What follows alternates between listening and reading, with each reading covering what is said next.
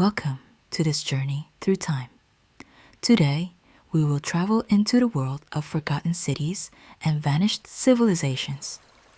We will slowly wander through ancient streets, paths, and ruins, listening to the whisper of history left behind by the people who once lived here, loved, built, and created. Every place hides secrets, legends, and mysteries. And as we listen, let your thoughts gradually slow down and your mind relax. Make yourself comfortable, settle into a relaxed position, and allow the ancient cities to carry you into a world of silence and remarkable stories. Troy, the legendary city in Turkey, excavated by archaeologists, where myth and history intertwine. Imagine an ancient hill in the northwest of modern Turkey. Around it are quiet fields, wind, dry grass, roads, and the distant line of the Dardanelles. At first glance, this place looks like an ordinary archaeological site. Stones, remains of walls, house foundations, fragments of ancient gates. But it was here, beneath the ground, that a city was hidden for centuries. A city whose name is known almost everywhere. Troy, a city told about by poets. A city that, according to legend, became the cause of one of the most famous wars of the ancient world.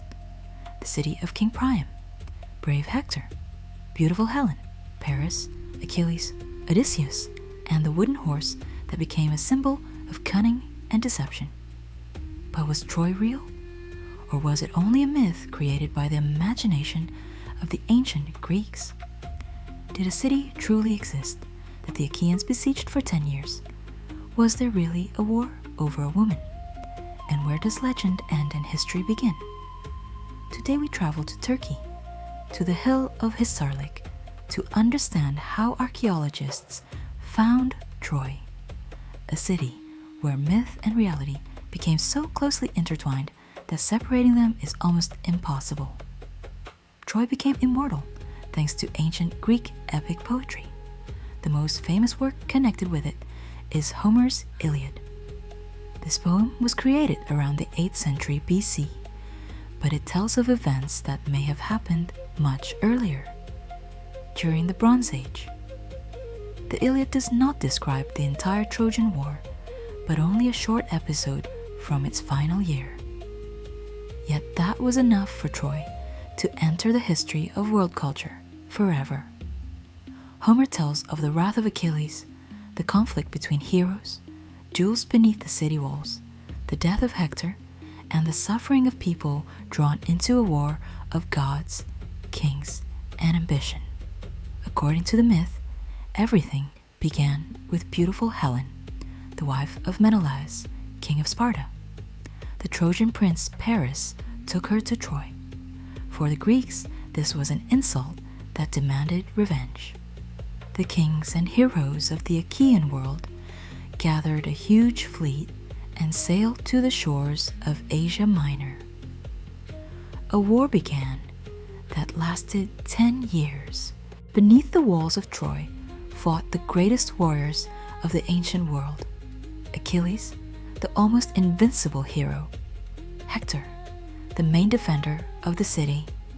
Odysseus, the clever and wise ruler of Ithaca. And Agamemnon, the leader of the Greek army. Even the gods of Olympus became involved in this war.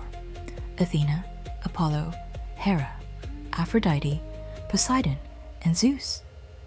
Some helped the Greeks, others supported the Trojans. But the most famous episode was not a battle, but a trick. After a long and unsuccessful siege, the Greeks built a huge wooden horse, hid warriors inside it, and pretended to sail home. The Trojans decided that the horse was a gift to the gods and brought it into the city. At night, the Greek warriors climbed out, opened the gates, and Troy was destroyed. That is what the legend says. But what does archaeology say? For a long time, many scholars believed Troy was fiction. They were convinced that Homer described not a real place, but a poetic image. After all, his poem contains so much myth. Gods descend onto the battlefield, heroes perform incredible feats, and human destinies are decided on Olympus. It seemed pointless to search for such a city on a map. But in the 19th century, a man appeared who believed Homer almost literally. His name was Heinrich Schliemann. Schliemann was not a professional archaeologist in the modern sense. He was a wealthy businessman and a passionate dreamer. Since childhood, he had been fascinated by the Iliad and believed that Troy had truly existed. He thought that ancient texts could be more than literature. They could be keys to real places. In the 1870s, Schliemann began excavations on the hill of Hisarlik, then part of the Ottoman Empire, in modern-day Turkey. This place was not chosen by chance. Even before him, the researcher Frank Calvert had suggested that ancient Troy might be located there. But it was Schliemann who made the excavations famous around the world. When archaeologists began removing layer after layer, it became clear that beneath the hill was not one city, but an entire chain of cities built one on top of another. Some settlements were destroyed by fires, earthquakes, or wars. New ones rose in their place. Then they disappeared too, and others were built above them. So Troy turned out to be not a single city, but a multi-layered history stretching across thousands of years. Archaeologists identified several main layers, from Troy Thrain to Troy Naftunoin. The earliest settlements appeared here as far back as the 3rd millennium BC. And this means that people lived on this hill long before the period usually associated with the Trojan War. The reason was clear. The location had enormous strategic importance. Troy stood near the Dardanelles, the strait connecting the Aegean Sea with the Sea of Marmara, and beyond it, the Black Sea. In ancient times, this was a crucial trade route. Ships, goods, metal, grain, fabrics, weapons, and ideas passed through it. A city that controlled this region could become wealthy and influential. It could profit from trade, collect tribute, form alliances, and become the object of envy for its neighbors. That is why the idea of a war over Troy no longer seems so unbelievable. Perhaps behind the legend of Helen's abduction was a more earthly conflict, a struggle for trade routes, power, and wealth. One of Schliemann's most important discoveries was the so-called treasure of Priam. He found a hoard of gold jewelry, silver, copper, and other precious objects. Schliemann was sure these were the riches of the Trojan king Priam, the same king described by Homer. His wife, Sophia, even posed wearing the discovered jewelry, and those photographs became famous. But later, it turned out that Schliemann was mistaken. The treasure was much older than the supposed period of the Trojan War. It belonged to an earlier layer of the city. In other words, it could not have been the treasure of Priam from the Iliad. In addition, Schliemann's methods are strongly criticized today. He was in a hurry to find Homer's Troy and cut a huge trench through the hill, destroying parts of the layers that could have been extremely important for science. But despite all his mistakes, his discovery was revolutionary.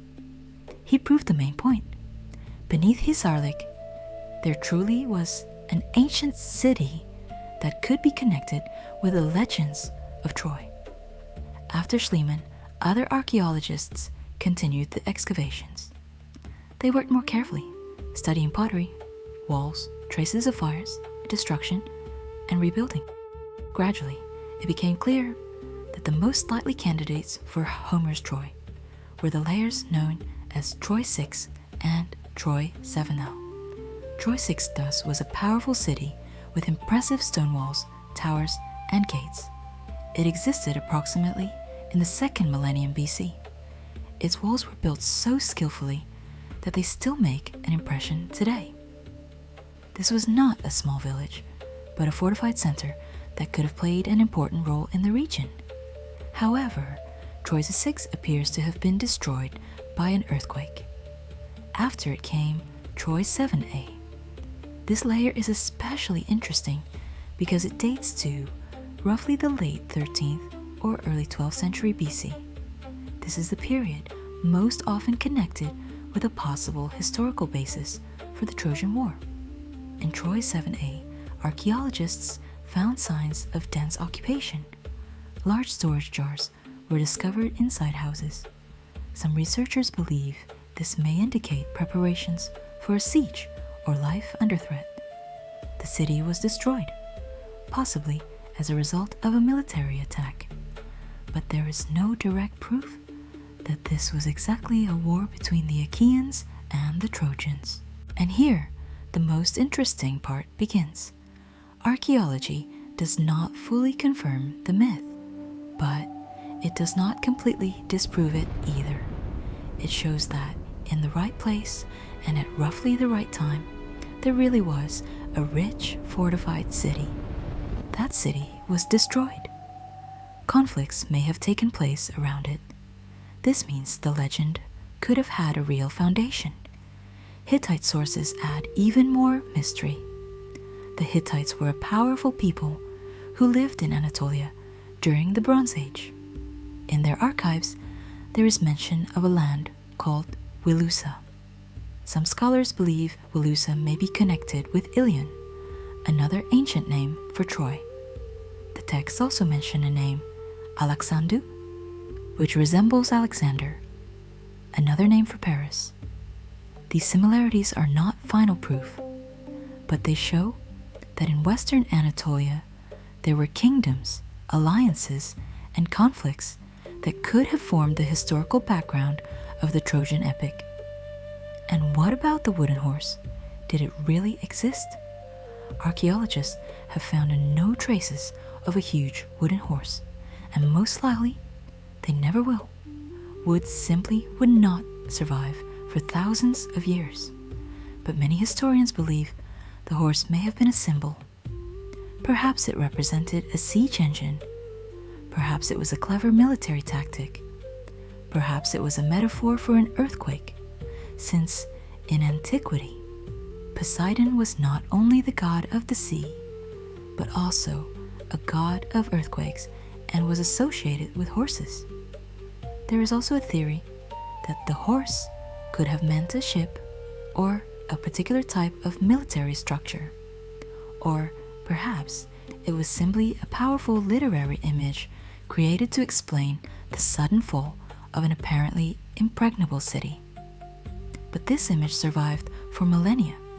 Today, the expression Trojan horse is known all over the world.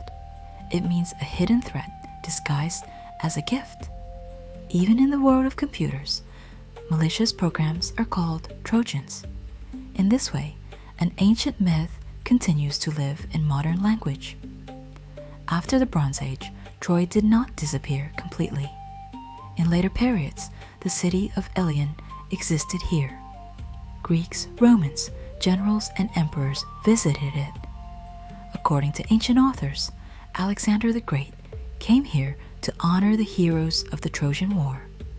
The Romans also treated Troy with special respect because, according to legend, the Trojan Aeneas fled after the fall of the city, traveled west, and his descendants became the founders of Rome.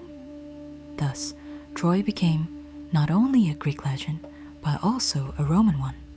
For some, it was a place of heroic glory. For others, it was a symbol of the fall of a great city. For others still, it was the beginning of a new civilization. Today, Troy is located in Turkey, and it is included on the UNESCO World Heritage List. Tourists come here to see the ancient walls, gates, house remains, and the famous reconstruction of the wooden horse. Of course, only stones and foundations remain of the magnificent city from the myths. But the power of this place is not in luxury. The power of Troy lies in the feeling of deep time. When you stand among the ruins, you realize that thousands of years of human history have passed here. People built homes here, defended walls, traded, prayed, feared, loved, died, and began again. Every layer of earth is a separate era. Every stone is part of a vast story. Troy is important because it shows that myths are not always simple inventions. Sometimes they preserve the memory of real events, but they do it through the language of symbols. Behind the story of beautiful Helen may lie a political conflict. Behind the anger of the gods, natural disasters. Behind the heroes, memories of real warriors. Behind the fall of a legendary city, an archaeological layer of destruction. But history without myth would also be incomplete. If Troy were only an ancient city near a strait, mostly specialists would know about it. Thanks to Homer, it became part of world culture. It turned into a story about honor, love, pride, betrayal, courage, and tragedy. Hector defends his city even though he understands that fate may be against him. Achilles chooses a short life and eternal glory. Priam comes to his enemy to ask for the body of his dead son. Odysseus wins not by strength, but by intelligence. These images have survived through the centuries because they speak not only about ancient heroes, but about human nature itself.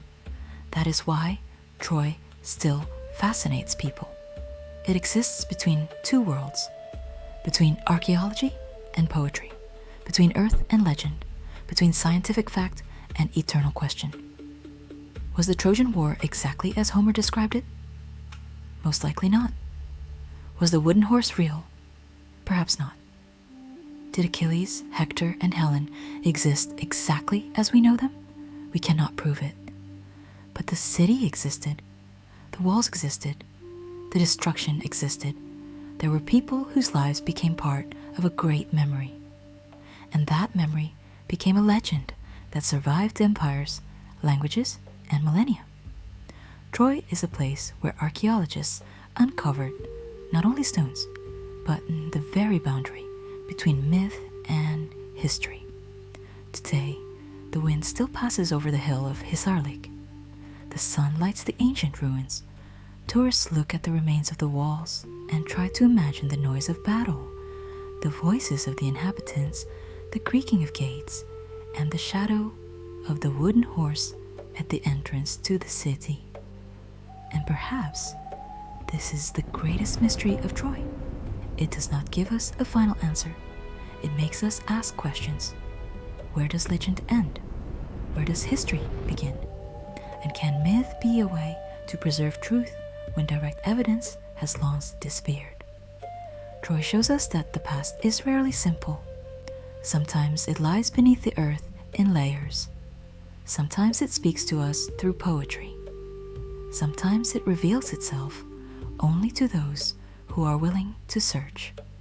And if one day you find yourself in northwestern Turkey among the stones of ancient Hisarlik, remember, before you are not just ruins.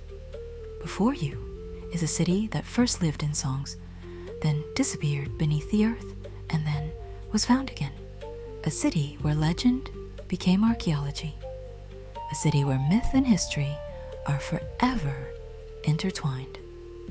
Troy, Babylon, Iraq, the legendary city of ruins, hanging gardens, and unsolved mysteries. Once, Babylon was considered the heart of the ancient world. It was a city of kings, priests, astronomers, merchants, temples, legends, and unimaginable wealth. Today, only ruins remain among the sands of Iraq. But the more historians and archaeologists study Babylon, the more mysterious this legendary city becomes. Babylon stood on the banks of the Euphrates River, in the land of Mesopotamia, one of the birthplaces of human civilization. Its history goes back more than 4,000 years, but its greatest glory came in the 6th century BCE, during the reign of King Nebuchadnezzar II. Under his rule, Babylon became one of the most powerful and beautiful cities of the ancient world. Imagine a massive city rising from the desert. Huge walls surrounded it. Wide streets led to temples, palaces, markets, and sacred places. Canals carried water through the city. At night, torches and oil lamps illuminated the blue glazed bricks of the famous Ishtar Gate. Travelers entering Babylon must have felt that they were stepping into a city built not only by humans, but by the gods themselves. The Ishtar Gate was one of Babylon's greatest monuments. It was decorated with deep blue glazed bricks and images of dragons and bulls, sacred animals connected with Babylonian gods. Parts of this gate were excavated in the early 20th century and reconstructed in the Pergamon Museum in Berlin. Even today, it remains one of the most recognizable symbols of ancient Mesopotamia. But the most famous mystery of Babylon is the Hanging Gardens. The Hanging Gardens of Babylon are known as one of the 7 wonders of the ancient world.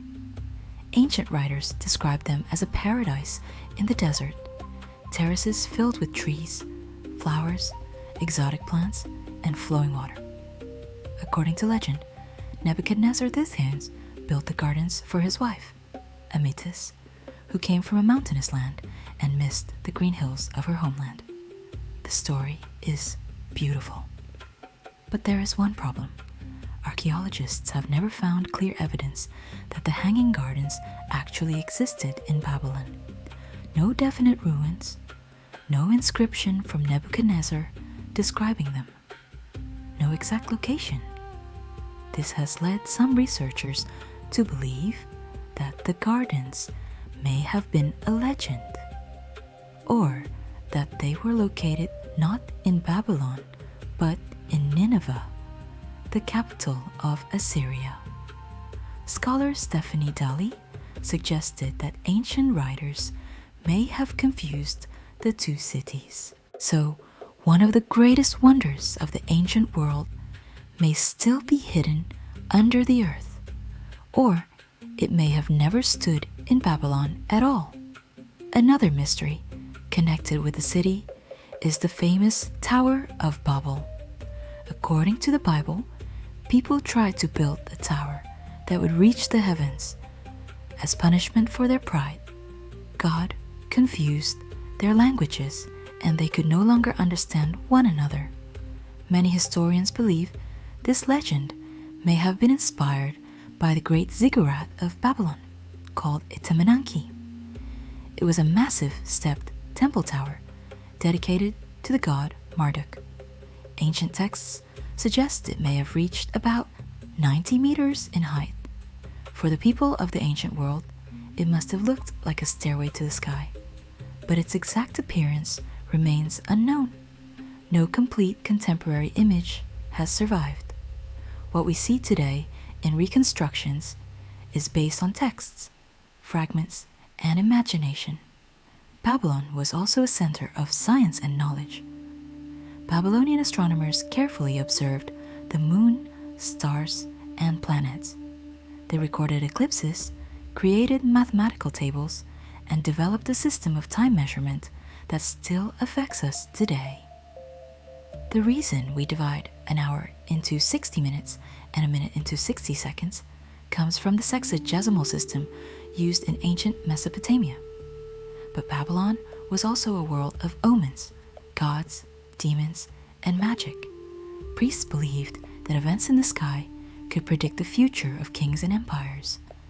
Eclipses, comets, unusual births, and strange natural events were recorded as signs from the gods. Thousands of clay tablets have been discovered in Mesopotamia. They reveal a civilization that was surprisingly complex. There were contracts, tax records, marriage agreements, business letters, school exercises, medical texts, and legal documents. People bought houses, borrowed money, argued over inheritance, and complained about bad goods, just like people today. The fate of Babylon itself is dramatic. In 539 BCE, the Persian king Cyrus the Great captured the city. Ancient sources say Babylon fell almost without resistance. One famous story claims that the Persians diverted the Euphrates River and entered the city through the riverbed while the people were celebrating. Historians still debate how accurate this story is. Centuries later, Alexander the Great entered Babylon. He planned to make it the capital of his vast empire. He ordered restoration work and dreamed of turning the city into the center of a new world. But in 323 BCE, Alexander died in Babylon at only 32 years old. His death remains one of history's great mysteries. Was it malaria? Typhoid fever? Poison? A disease caused by years of war and exhaustion? No one knows for certain. After Alexander, Babylon slowly declined. Trade routes changed. Political power moved elsewhere. The Euphrates shifted. Buildings collapsed. People left. The city that had once amazed the world became a field of ruins. In the 19th and 20th centuries, archaeologists began excavating Babylon. They uncovered walls, temples, streets, palaces, and thousands of artifacts. But much of the city remains unexplored. Some areas are damaged, some are buried, and some are difficult to study because of the modern history of Iraq. Today, Babylon is a UNESCO World Heritage Site. It is not only an archaeological ruin, but a symbol of the rise and fall of civilizations. It reminds us that even the greatest cities can disappear, leaving behind only questions. Did the Hanging Gardens truly exist? What did the Tower of Babel really look like? How did Babylon fall so easily? What remains hidden under the sands of Iraq? Babylon is gone, but its mystery is still alive. And perhaps that is why this ancient city continues to fascinate the world.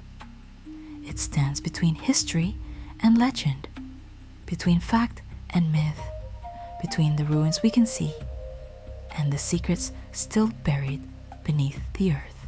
Petra in Jordan is one of the most extraordinary ancient cities in the world. It is not simply a collection of ruins or a famous tourist attraction. Petra is the place where nature, trade, engineering, religion, and architecture came together to create something almost impossible: a great city carved into the rocks of the desert. The city lies in southern Jordan, among mountains and sandstone cliffs whose colors change from pale pink to deep red and golden orange. Because of these colors, Petra is often called the Rose City. Its location seems remote today, but in ancient times it stood at the center of important trade routes connecting Arabia, Egypt, Syria, and the Mediterranean world.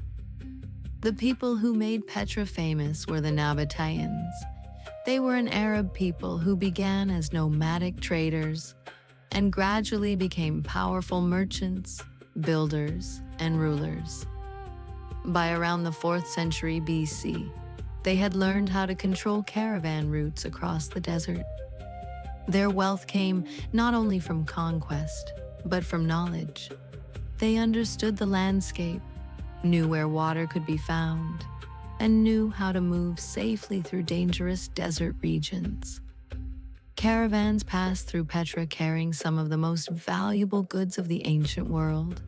Among them were frankincense, myrrh, spices, perfumes, precious stones, fabrics, metals, and other luxury products. Frankincense and myrrh were especially important.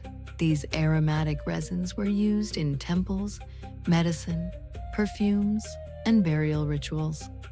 In some periods, they were worth enormous sums of money. Whoever controlled their trade could become very rich. Petra became the Nabatean capital and one of the great meeting points between East and West. Merchants, travelers, priests, craftsmen, and officials all passed through its streets. Different cultures met there, and this mixture can still be seen in the city's architecture. Nabatean monuments include influences from Greek, Roman, Egyptian, and Near Eastern traditions. Yet they also have a unique local style. The most famous entrance to Petra is the Sik, a narrow natural gorge about 1.2 kilometers long. Walking through it is one of the most dramatic experiences in the ancient world. The rock walls rise high above the path, sometimes reaching around 80 meters. In some places, the passage becomes very narrow, allowing only a small amount of sunlight to enter. The colors and shapes of the stone create an atmosphere of mystery. For ancient visitors, the Sik was not just a practical road, it was a ceremonial entrance into the city. Along its walls, archaeologists have found traces of water channels and religious carvings. The Nabateans shaped the natural landscape and turned the approach to their capital into an unforgettable journey. At the end of the Sik appears Petra's most famous monument, Al-Khazne, known as the Treasury. Its facade suddenly emerges between the cliffs, carved directly into the rose-colored rock. It is one of the most recognizable ancient monuments on Earth. The name Treasury appeared much later because local legends claimed that treasure was hidden in the stone urn at the top of the facade. Some people even fired bullets at it, hoping to break it open and find gold. Marks from these attempts can still be seen. In reality, archaeologists believe that Al-Khazne was probably not a treasury. It may have been a royal tomb or a ceremonial monument, possibly connected with a Nabatean king. It was carved around the 1st century AD and shows a high level of artistic and technical skill. Its columns, pediments, and sculptural details reflect Hellenistic influence, but the monument as a whole belongs unmistakably to Petra. One of Petra's greatest mysteries is how such a large city could survive in a dry desert environment. Rainfall in the region is limited, and natural water sources are scarce. Yet the Nabateans solved this problem with remarkable engineering. They built dams, channels, cisterns, reservoirs, and ceramic pipes. They collected rainwater when it fell and guided it into storage systems. They also protected the city from sudden flash floods, which could be extremely dangerous in narrow canyons.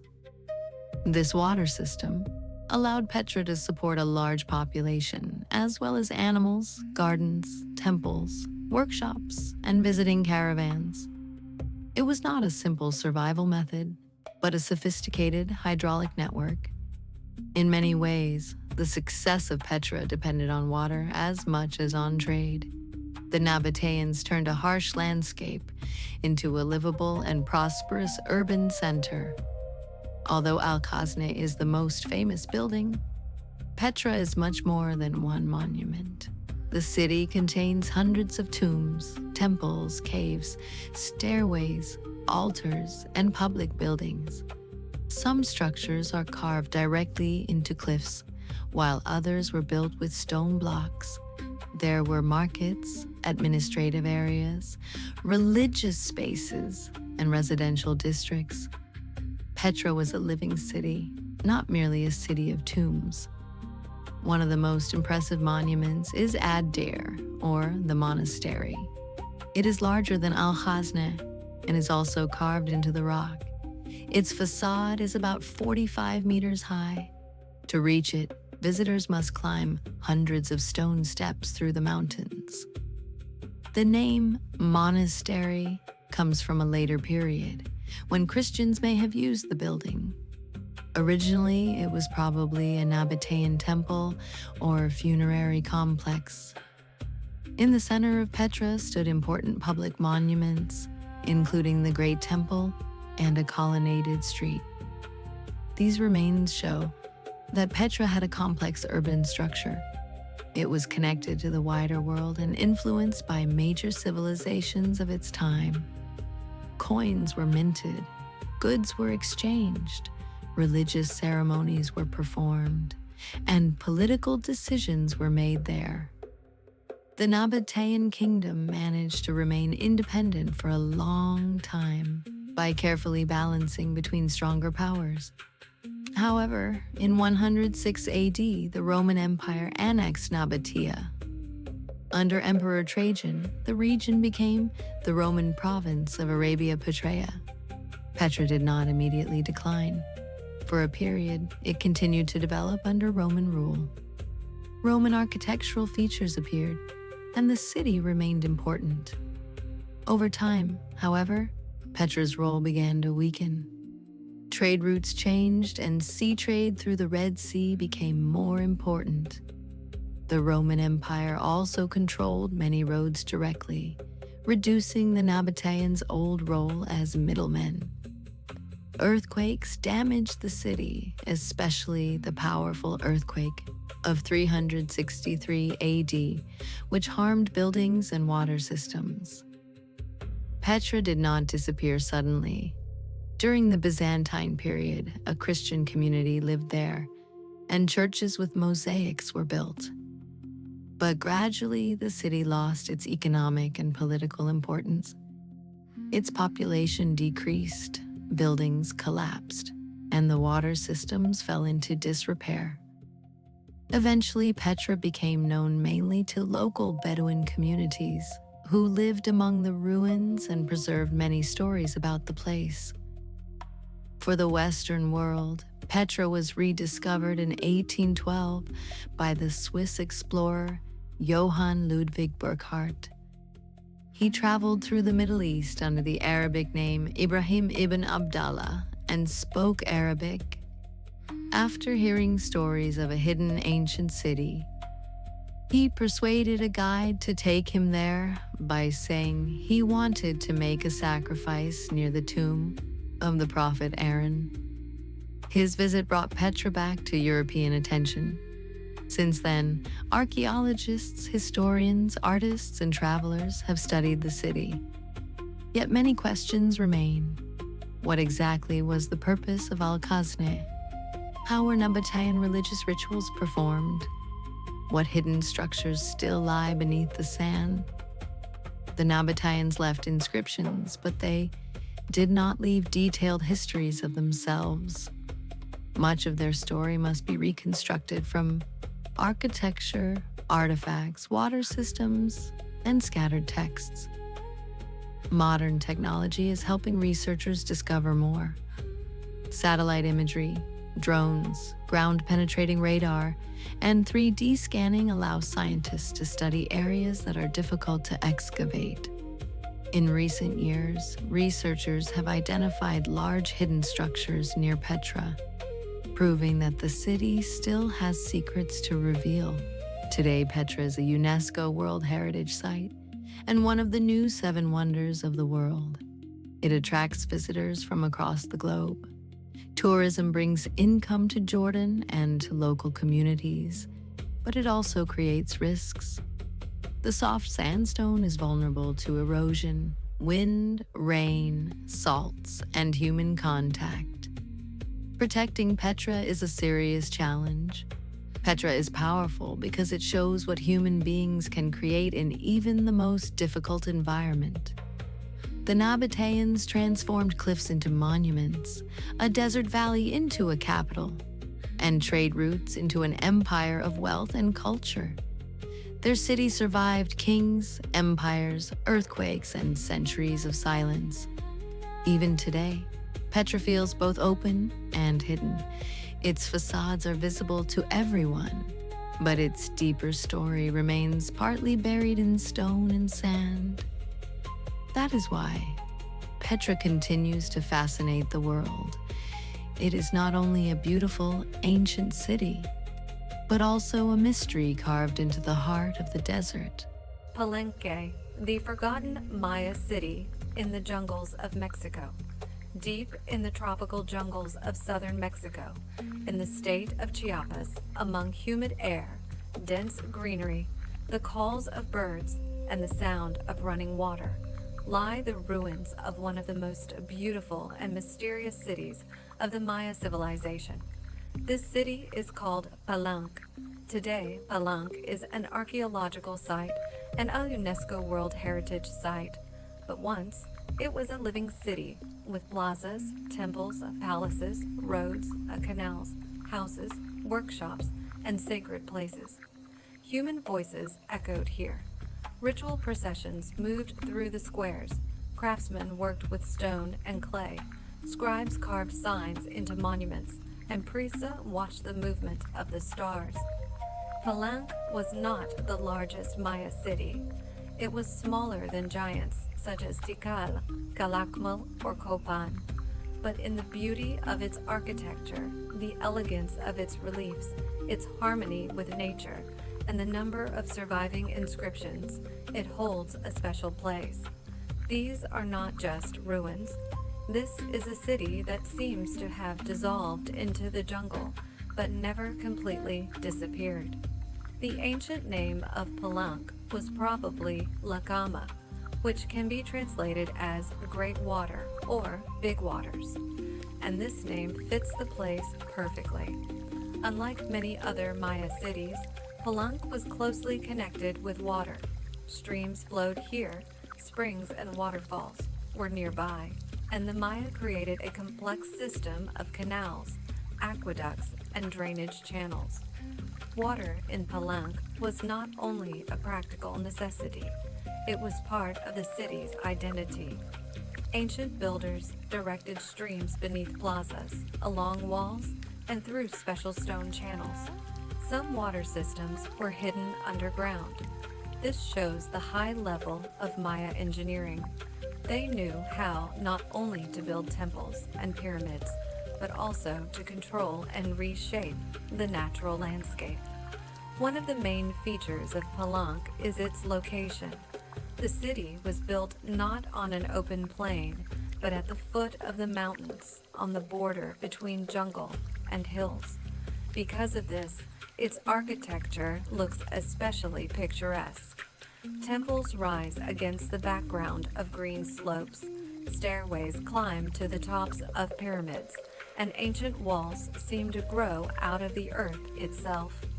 The central part of the city consists of several large architectural complexes. Among them, the most important are the palace, the temple of the inscriptions, the cross group, and numerous smaller temples, platforms, and residential areas. But what tourists see today is only a part of ancient Palenque. A large part of the city is still hidden beneath the jungle. Under tree roots, soil, and moss, there may be dozens of buildings that have not yet been excavated. The heart of Palenque was the palace, a vast architectural complex with inner courtyards, galleries, passages, stairways, and its famous tower. It does not look like an ordinary residence. It was the administrative, ceremonial, and political center of the city. Meetings of rulers, rituals, receptions of envoys, legal decisions, and important state ceremonies may have taken place here. The palace tower remains especially mysterious. It is unusual for Maya architecture and still causes debate among researchers. Some scholars believe it may have served as an observation point. Others think it had ritual meaning. There is also a theory that it was used to observe celestial events, the movement of the sun, or important calendar dates. But there is no final answer. The architecture of Palenque is known for its elegance. Many buildings here seem lighter and more refined than in other Maya cities. They contain long galleries, carefully built vaults, carved panels, reliefs, and complex compositions. The Maya did not simply build in stone. Through architecture, they told their history expressed their beliefs, and showed their vision of the universe. A special place belongs to the Cross group. It includes the Temple of the Cross, the Temple of the Foliated Cross, and the Temple of the Sun. These structures stand on raised platforms and form one of the most expressive ensembles in Palenque. Inside the temples, carved panels were found showing rulers, sacred symbols, and mythological scenes. They tell of the connection between the city, the gods, the ancestors, and cosmic order. For the Maya, a city was not just a place to live. It was a reflection of the universe. Temples symbolized sacred mountains. Stairways represented the path between worlds. Caves and underground spaces were seen as entrances to the realm of ancestors and gods. Water could be associated with the underworld, fertility, and renewal. That is why the layout of Palenque may have had not only practical, but also deep religious meaning. Life in the city was complex and well organized. At the top of society were rulers, nobles, and priests. But the real life of the city was supported by ordinary people: farmers, builders, craftsmen, porters, merchants, warriors, and families living around the ceremonial center. They grew food, made pottery, built structures, quarried stone, took part in rituals, and kept the city alive. The ordinary people of Palenque left almost no names in inscriptions. History usually remembers kings, but remains silent about the thousands of people who created the city with their own hands. Behind every temple was the labor of builders. Behind every relief was the skill of stone carvers. Behind every water channel was the knowledge of engineers. Behind every plaza was the everyday life of people who once called Palenque home. But Palenque also holds one of the most famous royal mysteries of the Maya world, the tomb of the ruler Cainich Janab Pakal, often called Pakal the Great. He ruled in the 7th century and played an important role in the city's rise. During his reign, Palenque became stronger, monuments were built, and the power of the dynasty was reinforced. The main mystery of Pakal is connected with the Temple of the Inscriptions. From the outside, it is a stepped pyramid with a temple on top. For a long time, no one knew that a burial chamber was hidden inside it. In the mid-20th century, archaeologists discovered a sealed stairway descending deep into this pyramid. After years of excavation, they found a huge stone sarcophagus containing the ruler's remains. Pakal's face was covered with a magnificent jade mosaic mask, and the lid of the sarcophagus was decorated with a complex carved scene. It shows the ruler in a mythological space between the world of the living, the underworld, and the heavens. Later, fantastic theories appeared, claiming that Pakal was depicted as an ancient astronaut inside a spacecraft. But archaeologists explain it differently. This is not technology, but Maya religious symbolism. The world tree, deities, signs of death and rebirth. And yet, the tomb remains one of the most powerful mysteries of Palenque. Why was it hidden inside the pyramid? How did the builders calculate the inner chambers so precisely? What rituals accompanied the burial? And how many similar secrets are still hidden beneath stone and jungle?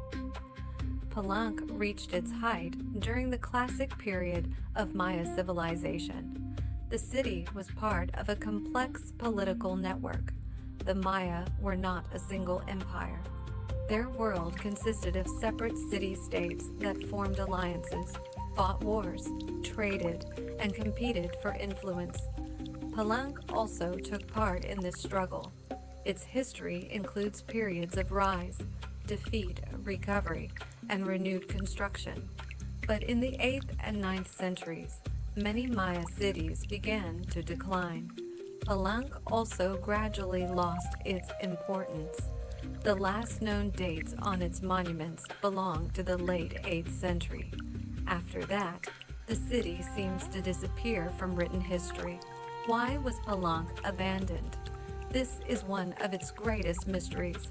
Most likely, there was no single catastrophe that destroyed the city in one day. The reasons may have been complex: wars, political crisis, population growth, soil exhaustion, deforestation, lack of resources, and possible droughts. All these factors could have slowly weakened the stability of the city. When power weakened, construction stopped. Temples were no longer renewed. Plazas became empty. Rituals disappeared, and people gradually left. The jungle began to reclaim the city. Tree roots entered the walls. Stone stairways became covered with moss. Roofs collapsed, and plazas vanished beneath earth and fallen leaves. Over time, Palenque became a forgotten city. It did not disappear completely. Local people knew about the ruins, but for the outside world, the city turned into a mystery for a long time. The first reports about it appeared in the 18th century. Later, travelers, artists, and researchers began to describe its buildings and reliefs. At that time, Maya writing had not yet been deciphered, and Palenque seemed like a silent city left behind by an unknown people. Today, the situation has changed. Scholars have learned to read many Maya inscriptions. Palenque is no longer completely silent. Its stone texts tell us the names of rulers, dates, wars, rituals, and dynastic events. But even now, the city keeps many secrets. One of them is the unexplored areas. Archaeologists believe that only part of Palenque has been excavated. Around the main center, beneath the forest, lie residential quarters, terraces, platforms, small temples, and possibly new burials. Modern technologies, including LiDAR scanning, allow researchers to see traces of buildings under the trees, but the full study of the city may take decades. Another mystery is connected with the water system. The canals and aqueducts of Palenque show that the Maya had deep engineering knowledge. But was water only a convenience, or did it have sacred meaning? Perhaps underground streams symbolized a connection with the world of the dead, rain gods, and the forces of fertility. If so, the city itself may have been built as a sacred landscape where architecture, water, and nature formed one unified system. There is also the mystery of everyday life. We know about palaces and temples, but much less about the people who lived outside the ceremonial center. What did an ordinary day look like for them? What did they eat? How did they raise children? How did they take part in rituals? What stories did they tell by the fire? These questions are harder than they seem because ordinary people rarely left written records about themselves. Palenque is fascinating precisely because of this combination of reality and mystery. There is no need to invent fantastic legends. The real history of the city is astonishing enough. It was an advanced Maya center with architecture, engineering, writing, politics, religion, and a complex vision of the world. Today, when a person walks through Palenque, they see only stone remains. But if we imagine the city alive, the picture changes. People gather in the plazas, priests climb the stairways, water flows through stone channels, craftsmen work in workshops, incense burns in the temples, new inscriptions appear on the walls. And around all of this stretches the endless jungle. Palenque is not simply an ancient city. It is a place where nature and architecture merged into one. The temples do not look foreign among the trees. They seem as if they have always been part of this landscape. Perhaps that is why Palenque leaves such a powerful impression. It does not feel dead, it feels asleep. The main mystery of Palenque is not only in Pakal's sarcophagus, and not only in the unexcavated temples. The main mystery lies in the very existence of a city that managed to unite stone, water, jungle, power, faith, and knowledge into one system. Its people are long gone, but the world they created still speaks to us through the ruins. Palenque reminds us that civilizations may disappear, but their traces remain. Sometimes they are hidden underground, sometimes beneath the roots of trees, sometimes in undeciphered symbols, and sometimes in the silence of ancient stones that continue to preserve the memory of a city forgotten by the jungle, but not by time. Lost cities of the Amazon. Legends of golden cities, still sought by explorers. Imagine a place where a green ocean of jungle stretches for thousands of kilometers in every direction. A place where rivers are wider than seas and trees hide beneath the ground's not only animals, tribes, and ancient trails, but perhaps the ruins of entire cities.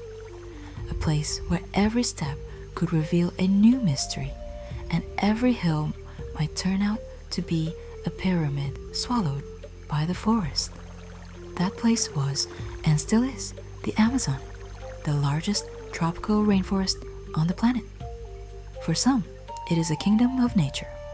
For others, it is one of the last blank spots on the map. And for treasure hunters, archaeologists, and dreamers, it is a place where, somewhere among swamps, vines, and endless rivers, legendary cities of gold may still be hidden. For hundreds of years, travelers told stories of mysterious settlements concealed in the heart of South America. They spoke of walls covered in gold, of temples where priests offered gifts to the gods, of roads disappearing into the jungle, of peoples who vanished, leaving behind only rumors, myths, and strange traces on the earth. But were these cities real? Or were they only beautiful legends, born from the greed of conquistadors and the fear of the unknown? The history of the search for the lost cities of the Amazon begins in the 16th century, when the Spanish and Portuguese first entered a world about which Europe knew almost nothing. After the fall of the Inca Empire, the conquerors were convinced if a state rich in gold had existed in the Andes, then somewhere farther away, beyond the mountains and forests, there had to be even richer lands. That is how the legend of El Dorado was born. Originally, El Dorado was not a city, but a man. According to the stories, somewhere in the north of South America, there was a ruler who, during a ritual, covered his body with gold dust and sailed out onto a sacred lake. There, he threw jewels into the water as offerings to the gods. The Spanish heard this story, and their imagination did the rest. The Golden Man became a golden kingdom, and the Golden Kingdom became a city hidden somewhere beyond the impenetrable forests. From that moment on, the search for El Dorado became a true obsession. Expeditions of conquistadors disappeared into the jungle and never returned. Some died from disease, others from hunger, others drowned in rivers or fell into ambushes by local tribes. But the stories told by survivors only fueled the fascination. Some claimed they had seen traces of enormous settlements. Others said they had met people who knew the way to the Golden City. Some swore they had heard of a kingdom where even the rooftops shone in the sun. One of the most famous journeys was the expedition of Francisco de Orellana. In 1541, together with Gonzalo Pizarro, he set out eastward from the Andes in search of cinnamon, wealth, and unknown lands. But the expedition quickly turned into a struggle for survival. The men starved, lost their strength, and forced their way through impassable thickets. Eventually, Orellana built boats and sailed down a gigantic river that would later be called the Amazon. During this journey, the Spaniards described numerous settlements along the riverbanks, fields, roads, and even fortified towns. They claimed to have seen thousands of people living in organized societies. But later, Europeans who returned to these places found almost nothing like that. The jungle seemed empty. For a long time, scholars believed Orellana's accounts were exaggerated. They thought the exhausted travelers had mistaken small villages for great cities and invented the rest. After all, it was believed that humid tropical forests could not support large civilizations. The soils of the Amazon were poor, the climate was harsh, and the jungle swallowed any structures too quickly. But in recent decades, this view has begun to change. Archaeologists have discovered that the Amazon was not always a wild and untouched forest. In some regions, traces of ancient roads, canals, embankments, artificial mounds, and large settlements have been found. One especially important discovery was the so-called terra preta, the black earth of the Amazon. This fertile soil was created by people from charcoal, pottery fragments, organic waste, and other materials. It proves that ancient inhabitants knew how to transform their environment and make it suitable for agriculture. This means the Amazon may have been home to complex societies long before the arrival of Europeans. These were not necessarily cities of gold in the literal sense, but they could have been large centers with thousands of inhabitants, networks of roads, gardens, fields, and ritual structures. One of the most impressive examples is the Upper Singu region in Brazil. There, archaeologists have discovered traces of ancient settlements connected by roads and surrounded by ditches. Some researchers call this culture the garden cities of the Amazon. These settlements do not resemble the stone cities of the Maya or the Inca. They were built from wood, earth, and plants, materials that decay quickly in a tropical climate. But their layout speaks of complex organization and a large population. Imagine a city that does not rise in stone towers but blends into the forest. Houses stand among gardens.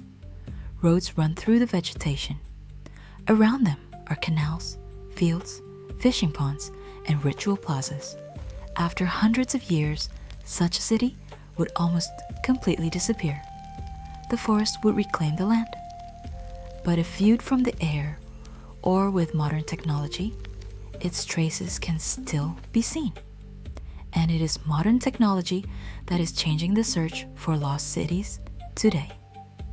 One of the most important tools is LiDAR, laser scanning from the air. An airplane or drone sends millions of laser pulses through the tree canopy, and then a computer creates a map of the ground surface. Where the human eye sees only solid forest, LiDAR can reveal the lines of ancient roads, platforms, embankments, and remains of structures. Using such methods, researchers in different parts of Amazonia are already finding things once thought impossible: geometric earthworks, huge networks of canals, traces of fortifications, and settlements. These are not golden palaces from legends, but they are real evidence of forgotten civilizations. However, the most mysterious legend of the Amazon is not only El Dorado. There is also Paititi, a mythical city, which, according to tradition, may have become the last refuge of the Incas after the Spanish conquest. It is believed that somewhere between the Andes and the Amazon jungle lies a hidden city where the Incas carried their treasures, sacred objects, and knowledge. Paititi has been searched for in Peru, Bolivia, and Brazil. Some legends say it is located beyond mountain ranges in a place difficult to reach even today. Others claim it is hidden deep in the rainforest, where rivers change their courses and maps quickly become outdated. Old chronicles contain hints of mysterious lands east of Cusco, where people of the Inca world supposedly went, but there are no exact coordinates. Many expeditions have set out in search of Paititi. Some found ancient trails, ruins, petroglyphs, and strange stone structures. But no discovery has yet proven the existence of the legendary city, and still, the idea of Paititi lives on, because it contains everything we love in such stories: a vanished civilization, countless treasures, impenetrable jungle, and a mystery that has remained unsolved for 500 years. But why have legends of golden cities survived for so long? First, gold truly played an enormous role in the cultures of South America. For Europeans, gold meant wealth, money, and power. For many indigenous peoples, it was a sacred material connected with the sun, the gods, and ritual. So when the Spanish saw golden ornaments, they imagined mines, treasure houses, and palaces, and local stories about sacred places turned into rumors of unimaginable riches. Second, the Amazon itself inspires myths. Even today, it contains regions that are extremely difficult to reach. Many places are hard to explore because of the climate, rivers, swamps, diseases, and vast distances. If an unknown archaeological discovery could still be hidden somewhere, it would be there. Third, the jungle knows how to erase traces. In Europe, stone castles can stand for 1,000 years.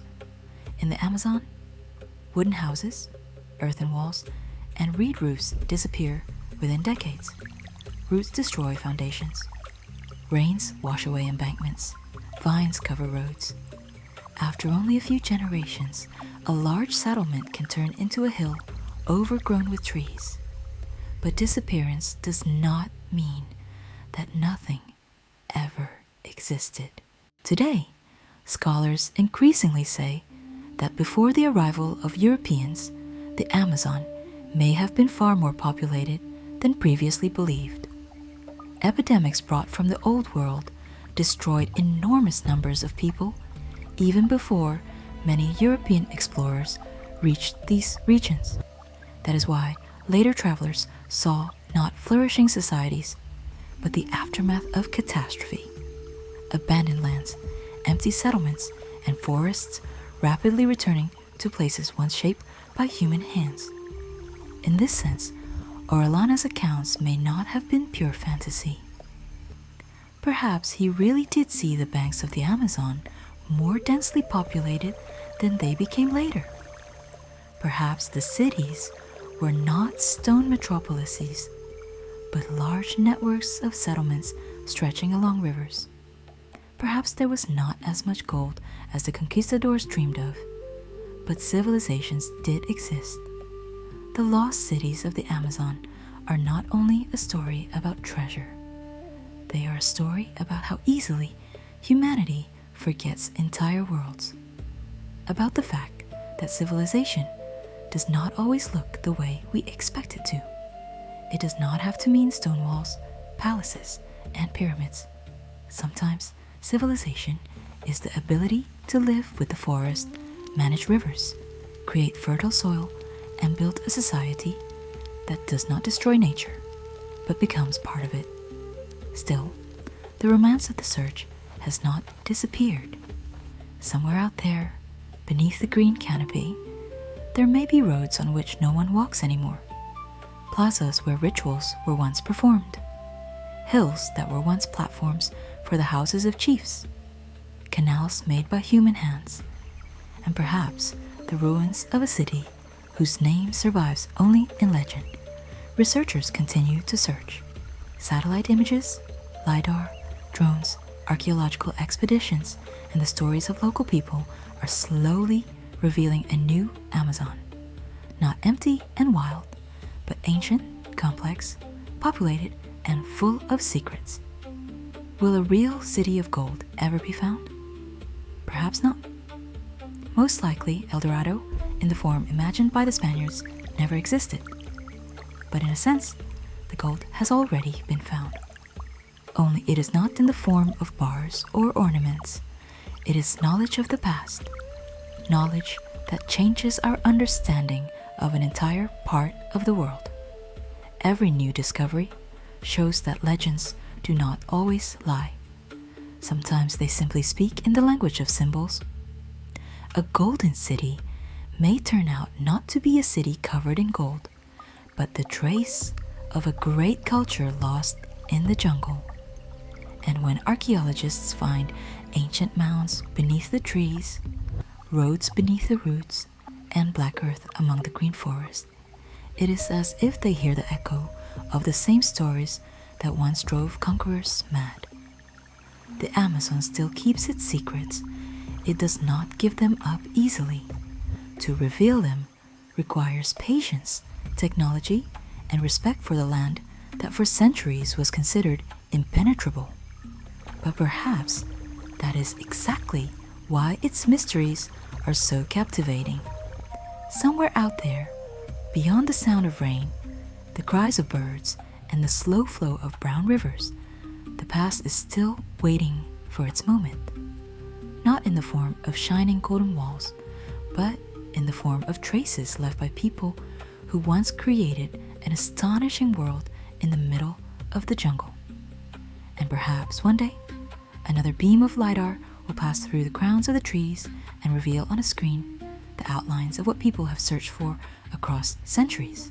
Roads, plazas, ditches, platforms, a city. Not a legend, not a mirage, but the true lost heart of the Amazon. Mohenjo-Daro, the ancient city of the Indus Valley civilization. Among the hot plains of modern Pakistan, in the province of Sindh, not far from the Indus River, lie the ruins of one of the most mysterious cities of the ancient world. It is called Mohenjo-Daro, a name often translated as the Mound of the Dead. This name appeared long after the city had been abandoned, while its original ancient name remains unknown. Mohenjo-Daro was one of the largest centers of the Indus Valley civilization, one of the earliest urban civilizations in human history. It existed from around the 3rd millennium BC and was a contemporary of ancient Egypt and Mesopotamia. But while we know many names of Egyptian pharaohs and Mesopotamian kings, the Indus civilization remains much more silent. It left behind cities, seals, ornaments, pottery, water systems, and mysterious inscriptions, but its script has still not been deciphered. Mohenjo-Daro was built around 2600 BC and reached its height during the mature Harappan period. It was not a chaotic ancient settlement, but a carefully organized city with advanced urban planning. Its streets crossed each other almost at right angles, forming city blocks. Houses were built from baked bricks of standardized size. Many buildings had inner courtyards, stairways, several rooms, and some may even have had a second floor. One of the most impressive features of the city was its water supply and drainage system. Many houses had their own wells, bathing areas, and drains. Wastewater flowed through brick channels covered with stone slabs along the streets. For a city more than 4,000 years old, this looks surprisingly modern. At a time when many people in other parts of the world still lived in small settlements, the people of Mohenjo-Daro were already creating complex urban infrastructure. The city is usually divided into two main parts. The upper area, often called the Citadel, stood on an artificially raised platform. This area contained some of the largest public buildings. The lower city was a residential zone where craftsmen, traders, and ordinary people lived. However, the word citadel does not necessarily mean a fortress in the usual sense. Mohenjo-daro shows few clear signs of massive defensive walls or royal palaces like those found in many other ancient civilizations. One of the most famous structures in the city is the Great Bath. It is a rectangular pool built of brick and sealed with waterproof material. Steps led down into the pool, and nearby there were rooms and passages. Scholars believe the Great Bath may have been used for religious or public rituals connected with purification. But its exact purpose remains unknown. It was too carefully constructed to be just an ordinary pool. Yet there is no clear evidence explaining its precise function. Near the citadel, archaeologists discovered large buildings that were once often called granaries. Today, researchers are more cautious with this interpretation. These buildings may have been used to store grain or goods, but direct proof is lacking. Some scholars suggest they may have been public halls, warehouses, administrative buildings, or structures with another purpose entirely. This is one reason why Mohenjo-daro remains difficult to understand. The buildings are there, but their meaning is not always clear. The Indus Valley civilization was vast. Its settlements have been found across modern Pakistan, northwestern India, and nearby regions. Among its largest cities were Harappa, Mohenjo-daro, Dholavira, Rakhigarhi, and others. These cities were connected by trade and shared culture. This is shown by standardized bricks, similar seals, common systems of weights and measures, and comparable everyday objects. The people of Mohenjo-daro were skilled craftsmen. They made ornaments from carnelian, faience, shells, copper, bronze, and gold. Archaeologists have found beads, bracelets, figurines, pottery, tools, and the famous seals decorated with animals. One of the best-known seals shows a unicorn-like animal beside signs of the Indus script. Another famous artifact is a small bronze figure known as the Dancing Girl. It demonstrates the high level of skill achieved by ancient metalworkers. Trade played an important role in the life of the city. Objects connected with Harappan culture have been found far beyond the Indus Valley, including in Mesopotamia. Sumerian texts mention a mysterious land called Meluha, and many researchers believe this name may refer to the Indus civilization. Goods exported from Mohenjo-daro and other Indus cities may have included timber, precious stones, cotton, shell objects, bone items, and metal products. In return, they may have received raw materials and goods from other regions. But the more archaeologists learn about Mohenjo-daro, the more questions appear. One of the greatest mysteries is the script of the Indus civilization. Many short inscriptions have been found on seals, tablets, and pottery.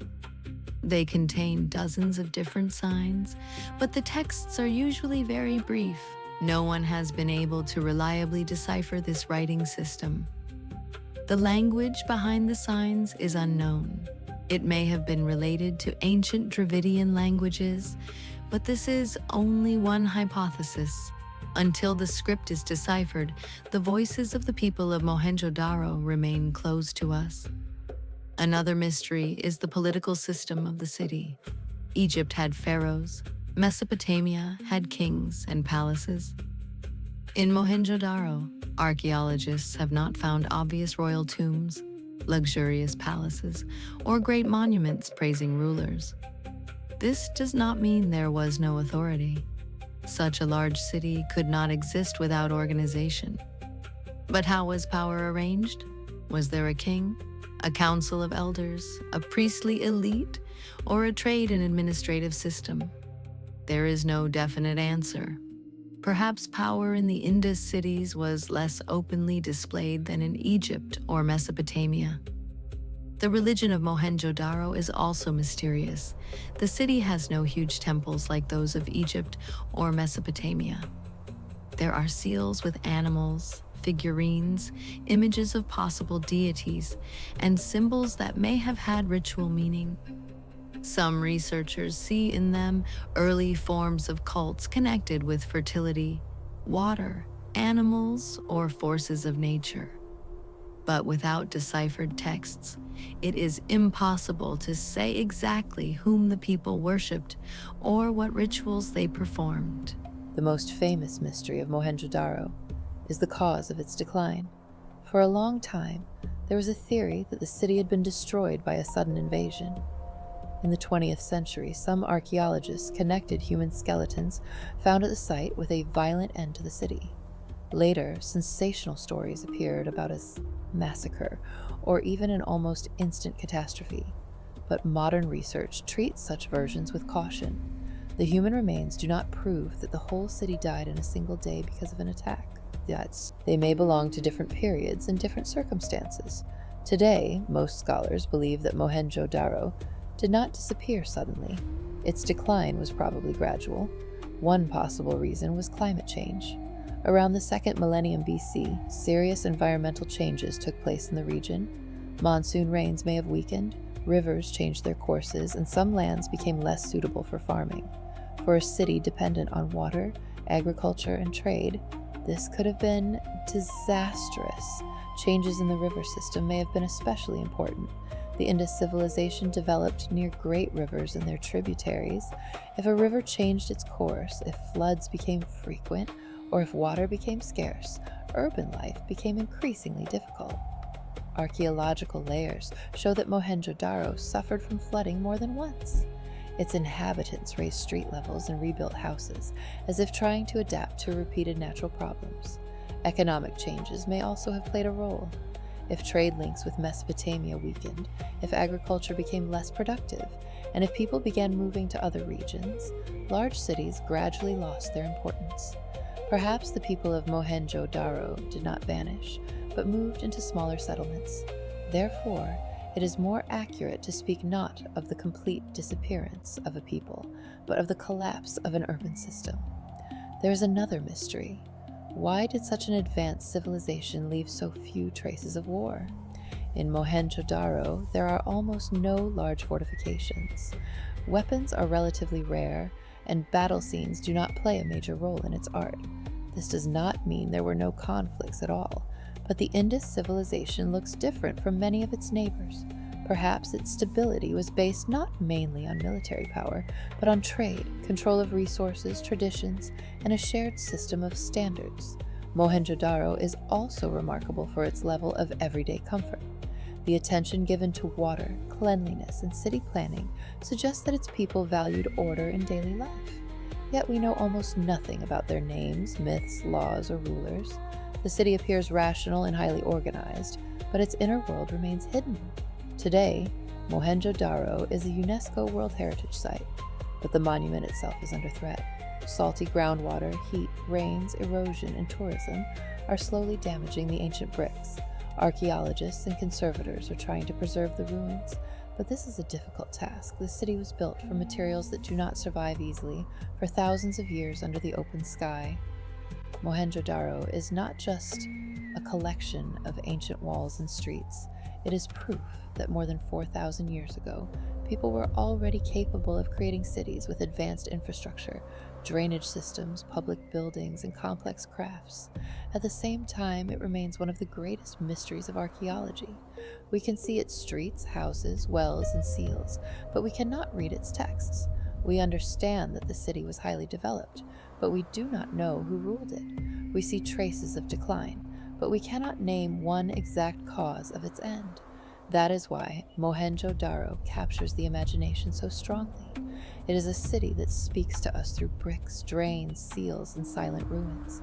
It shows the greatness of the Indus Valley civilization and reminds us how much of ancient history is still unknown.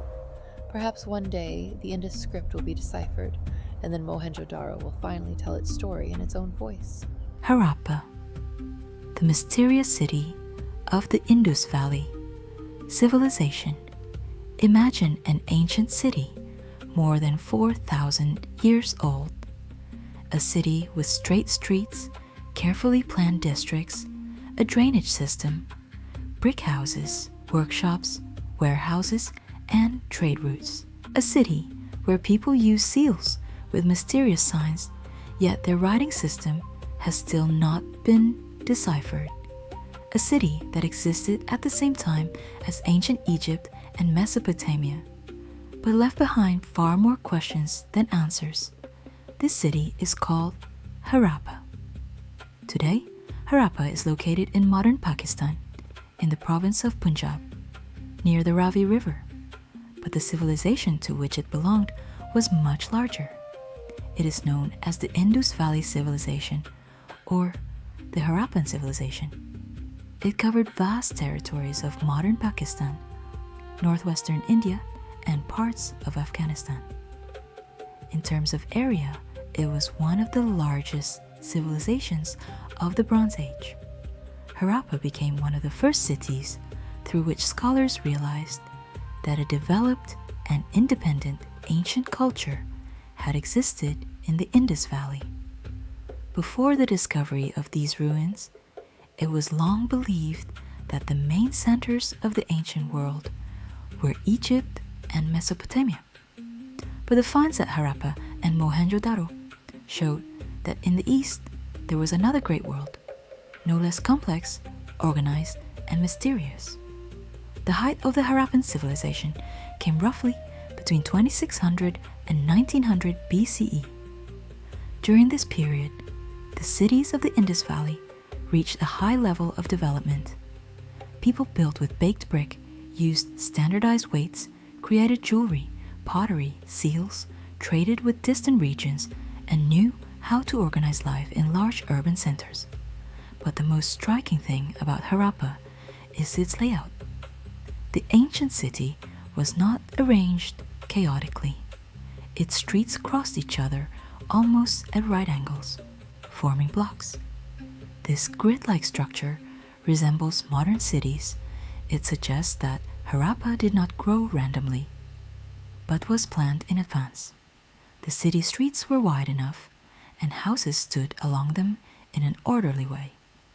Many buildings were made of bricks of the same size. Brick standardization shows a high level of organization. Someone controlled production, construction, and the distribution of resources. But who exactly did this? We do not know. Unlike Egypt, where rulers left behind huge pyramids, or Mesopotamia with its temple ziggurats, Harappa has no obvious royal palaces or gigantic temples. This is one of the greatest mysteries of the Indus civilization. Was there a centralized state here? Did kings exist? Or were the cities governed by councils, priests, or a trading elite? There is still no definite answer. Harappa consisted of different parts. Scholars identify an elevated area, sometimes called the citadel, and a lower town, where craftsmen, traders, and ordinary residents may have lived. But the word citadel does not necessarily mean a fortress. It may have been an administrative or ritual zone, a place for storing goods, public buildings, or important urban functions. One of Harappa's most impressive achievements was its drainage system. Many houses had rooms connected with water, bathing areas, drains, and channels. Water flowed through brick drainage systems that ran along the streets. Some drains were covered with slabs so they could be cleaned and maintained. For a Bronze Age city, this was an incredible level of engineering. At the time, many ancient settlements had nothing similar. The people of Harappa clearly cared about cleanliness, water, and urban order. Their civilization does not amaze us with huge statues or royal tombs, but with attention to everyday life. The houses in Harappa varied in size. Some may have belonged to wealthier families, while others were more modest. Inside, there were often courtyards, rooms, and household spaces. Entrances were frequently arranged in a way that preserved privacy. This shows a developed understanding of urban life and personal space. Harappa was not only a residential city, but also a craft center. Archaeologists have found evidence of working with stone, metal, shells, bone, and semi-precious materials. Craftsmen made beads, ornaments, tools, pottery, and seals. Harappan carnelian beads are especially famous. Beautiful reddish-orange ornaments that required complex processing. Trade played a huge role. The people of the Indus civilization maintained contacts with other regions, including Mesopotamia. Ancient Mesopotamian texts mention a land called Meluha. Many researchers believe that this name may refer to the Indus Valley civilization. From the Harappan world, people may have exported wood, cotton, precious stones, beads, metal, ivory, and other goods. One of the most famous finds of the Harappan civilization is the small square seal. Usually made of steatite, these seals are decorated with animal images and short inscriptions. They show bulls, elephants, rhinoceroses, tigers, buffaloes, and a mysterious creature sometimes called the unicorn. This is a conventional name for an animal with one long horn, often seen on Harappan seals. What were these seals used for? Possibly for trade, marking ownership, controlling goods, or keeping administrative records. They may have been pressed into clay to leave impressions on packages, vessels, or merchandise. This shows that Harappa had a complex system of exchange and record keeping. But the greatest mystery of these seals is the writing. They contain short inscriptions made of signs that have still not been deciphered. The Harappan script remains one of the greatest mysteries of archaeology. We see the symbols, but we cannot read their meaning. The problem is that the inscriptions are very short. Usually, they contain only a few signs. No long texts have been found, like Egyptian inscriptions or Mesopotamian tablets. There is also no bilingual inscription, like the Rosetta Stone for Egypt, which could connect an unknown language with a known one. That is why scholars still debate whether this was a full writing system, a symbolic system, ownership marks, or something in between. If the Indus script is ever deciphered, we may learn the names of rulers, city names, religious ideas, trade records, and the real voices of the people of Harappa. But for now, the city remains almost silent. Its history is written not in words, but in bricks, streets, seals, and everyday objects. The religion of Harappa also remains mysterious. There are no long mythological texts here. Scholars find figurines, animal images, symbols, and ritual objects, but their meaning is not always clear. Some researchers see traces of fertility cults, animal worship, or early religious images that may later have influenced South Asian traditions. But direct evidence is limited. It is also interesting that the Harappan civilization has almost no images of great wars, royal triumphs, or mass violence. There are no monuments glorifying conquerors. There are no huge royal tombs filled with treasures. This creates the impression of a society where power was expressed not through military force and the cult of rulers, but through order, standards, trade, and the organization of urban space. But this does not mean life was perfect. In any large ancient city, there were social differences, illnesses, hard labor, conflicts, and dependence on nature. Harappa simply left us a different kind of evidence. It does not speak the language of royal victories, but the language of an urban system. Cotton was especially important. The Indus Valley civilization is considered one of the first places where cotton was cultivated and used for textiles. This may have been an important trade commodity. Imagine, at a time when other regions mainly used linen or wool, the people of the Indus were already producing cotton fabrics. Harappa was part of a network of cities and settlements.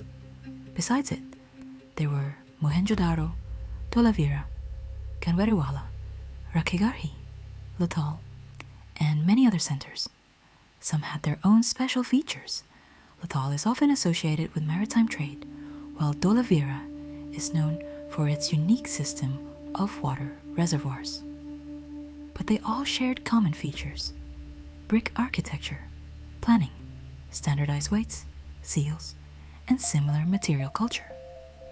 This suggests that the Harappan civilization was remarkably unified across a vast territory. But how this unity was maintained remains unknown. Was there a capital? Was there a common government?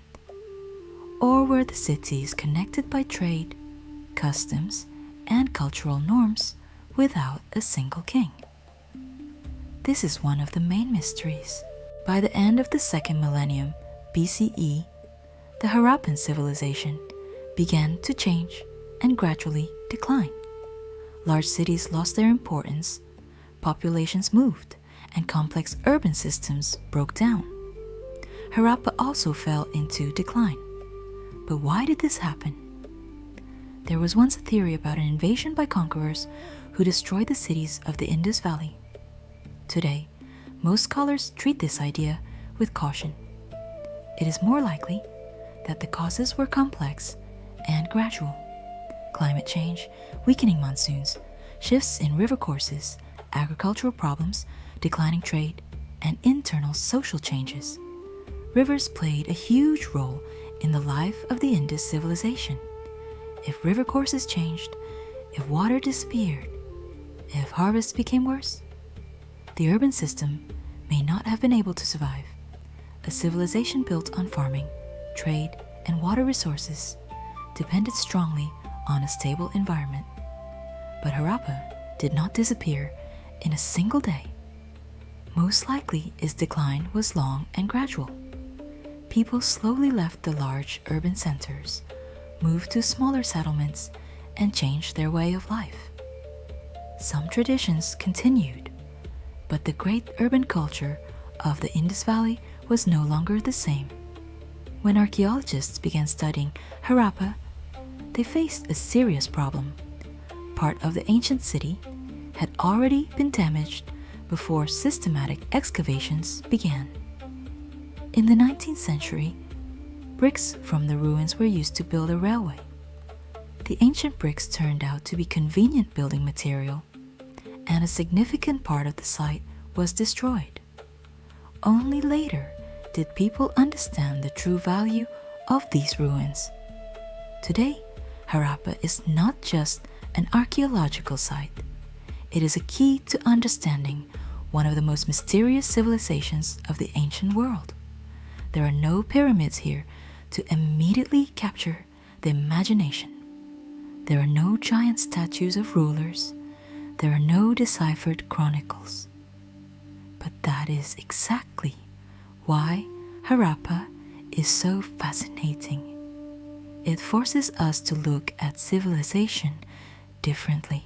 The greatness of Harappa lies not in monumental propaganda, but in organization, in straight streets, in carefully planned drainage, in bricks of standard size, in seals that connected trade and authority, in workshops where ornaments were made, in houses where families lived, in an urban system that worked thousands of years ago with astonishing precision.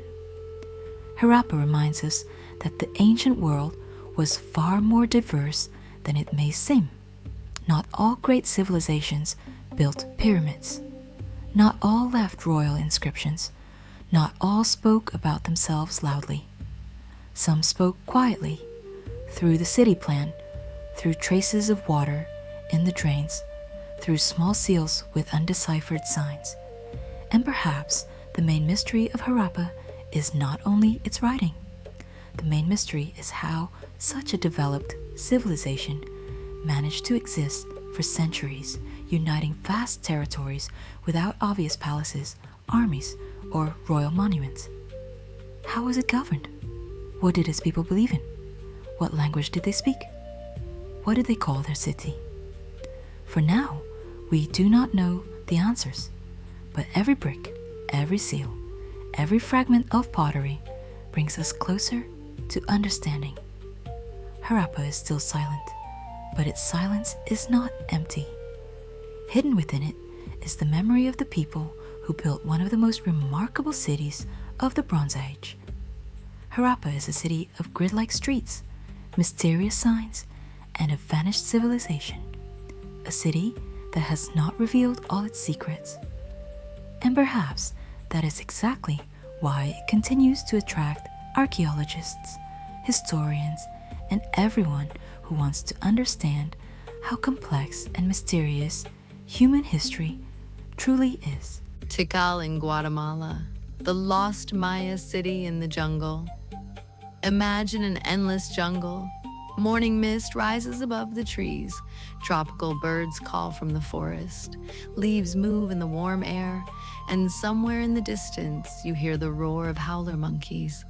Then, suddenly, stone pyramids appear above the green canopy. They rise from the jungle like traces of a forgotten world. This is Tikal, one of the most famous cities of the ancient Maya civilization. It is located in northern Guatemala, in the region of Petén, inside a national park. Today, Tikal is a UNESCO World Heritage Site and one of the greatest archaeological treasures of Central America. But Tikal was not always a place of ruins. More than 1,000 years ago, it was a powerful living city. Kings, priests, warriors, craftsmen, and thousands of ordinary people lived here. Ceremonies took place in great plazas, rituals were performed in temples, and priests observed the sky from the tops of pyramids. The history of Tikal began several centuries before our era. Over time, a small settlement grew into a powerful city-state. Tikal reached its greatest influence during the classic Maya period, roughly between the 3rd and 9th centuries AD. During this time, its people built massive temples, palaces, roads, altars, and stone monuments covered with hieroglyphic inscriptions. The Maya did not create one single empire. Their world consisted of many city-states that traded, formed alliances, competed for power, and fought wars. Tikal was one of the most influential centers of this world. Its great rival was Calakmul, a powerful city in what is now Mexico. For many years, these two cities struggled for dominance and control over trade routes. The heart of Tikal is the Great Plaza. Here stand two famous temples facing each other.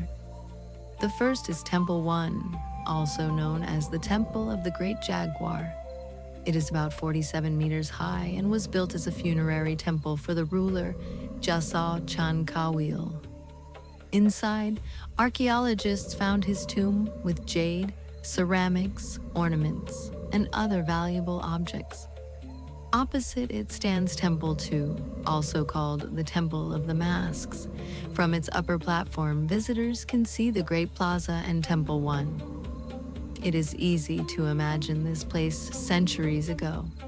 People gathering below, drums echoing through the plaza, priests climbing the steep stairs, and rulers appearing above the crowd, as if standing between the human world and the world of the gods. One of the most breathtaking places in Tikal is Temple 4. Rising more than 60 meters high, it offers a famous view over the endless jungle. The tops of ancient temples rise above the trees like stone islands in a green ocean. At sunrise, mist covers the forest. Wildlife fills the air with sound, and the first light touches the ruins. Tikal is impressive not only because of its architecture, it is also a place where history and wild nature exist together. Toucans, parrots, coatis, monkeys, and many other animals live here. Sometimes it feels as if the jungle is not just surrounding the ancient city, but has become part of it. Tree roots wrap around stones, moss covers old steps, and the sounds of the forest create the atmosphere of a true lost world. Even after decades of research, Tikal still keeps real unsolved mysteries. One of the greatest is the sudden weakening of the city in the 6th and 7th centuries. In 562 AD, Tikal suffered a major defeat, probably by forces connected to Calakmul. After this event, royal inscriptions and major monuments almost disappeared for a long period. Scholars call this the hiatus, a kind of historical silence. But what exactly happened inside Tikal remains unclear. Was the city controlled by its enemies? Did it suffer an internal political crisis? Did the ruling dynasty lose power for generations? Another mystery is connected to the influence of Teotihuacan, a powerful ancient city in central Mexico. In 378 AD, a figure known as Siaj Kak arrived in Tikal. Soon after, major political changes took place, and elements of Teotihuacan style appeared in Tikal's art and architecture.